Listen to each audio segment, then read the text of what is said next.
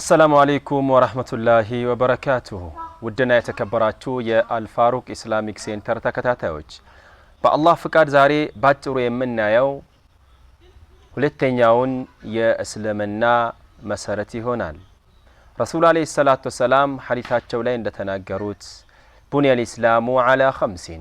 እስልምና ከአምስት ነገራቶች ተገንብቷል ብለው መልእክተኛ አለይሂ ሰላቱ ወሰለም በሁለተኛ ደረጃ የጠቀሱት ወኢቃሚ ሰላህ ሰላትን ቀጥ አድርጎ ማቆም ሰላትን ቀጥ አድርጎ መስገድ ነው ብለው ተናግረዋል ይህንን በተመለከተ ባጭሩ የምናይ ይሆናል አላሁ ጀለ ወዐላ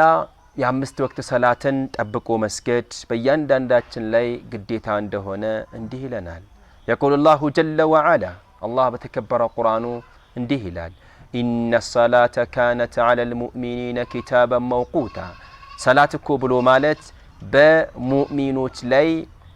በጊዜ የተገደበች ግዴታ ሆነች ብሎ አላሁ ጀለ ወዐላ ይናገራል እኛ ሙስሊሞች ላይ የአምስት ወቅት ሰላት ጠብቆ መስገድ በእያንዳንዳችን በነፍስ ወከፍ ግዴታ ነው ማለት ነው ረሱሉም አለይሂ ሰላቱ ወሰለም ሐዲታቸው ላይ አደራ ብለዋል ሐታ መልእክተኛ አለይሂ ሰላቱ ወሰለም በገርገራ ላይ ያሉ ሞታፋፍ ላይ ያሉ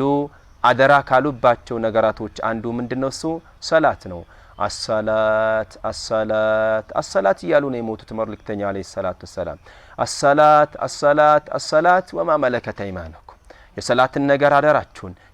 ነገር አደራችሁን እንዲሁም በእጃችሁ በእናንተ ቁጥጥር ስር ያለንም ነገር አደራችሁን ብለው መልእክተኛ አለይሂ ሰላቱ ወሰለም አደራ ካሉባቸው ነጥቦች ውስጥ አንዱ ምንድነው የሰላት ጉዳይ ነው ማለት ነው በሌላ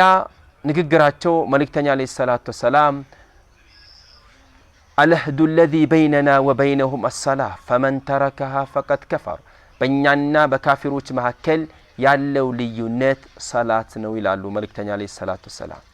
فمن تركها فقد كفر ሰላትን የተወ የሆነ አካል በእርግጥም ከፍሯል ከእስልምና ወጥቷል ብለው መልእክተኛ አለይሂ ሰላቱ ወሰለም ይናገራሉ ማለት ነው አላሁ ጀለ ወዐላ በተከበረው ቁርአኑ የአምስት ወቅት ሰላትን ተጠባብቀን መስገድ እንዳለብን አደራ ብሏል حافظوا على الصلوات والصلاة الوسطى وقوموا لله قانتين የአምስት ወቅት ሰላትን ተጠባብቃችሁ ጠብቃችሁ ስገዱ والصلاة الوسطى እንዲሁም መካከለኛይቷን ሰላት ጠብቃችሁ ስገዱ وقوموا لله قانتين አላሁ ጀለ ወዐላ እሱን የፈራችሁ ሆናችሁ ቀጥ ብላችሁ ቁሙ ይያለ